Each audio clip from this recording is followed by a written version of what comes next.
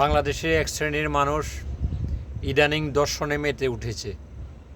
ছোট নাই বড় নাই, সকল প্রকার মানুষ, এক শ্রেণীর মানুষ এখানে দর্শনে উন্মাদ হয়ে গেছে। খালি কাকে দর্শন করবে সেই জন্য পাগল হয়ে আছে। তাই সকলকে বলছি, ভাইয়া আপনারা সবাই সতর্ক থাকবেন। যার যার ছেলে মেয়ে আসে সবাইকে নিয়ে অ্যালার্ট থাকবেন। যাদের মন ভালো না বিশেষ করে তারা এগুলা করে, তাই সবাইকে বলবো সবাই সতর্ক থাকবেন। এবং দর্শনের পক্ষে যারা আছেন তাদেরকে না বলবেন। সে হোক গ্রামের মাতাব্বার, সে হোক চেয়ারম্যান, সে হোক সর্দার, সে হোক মেম্বার, যেই কোনো লোক হোক, আপনারা দর্শনের পক্ষে কথা বলবেন না এবং বলতেও দিবেন না।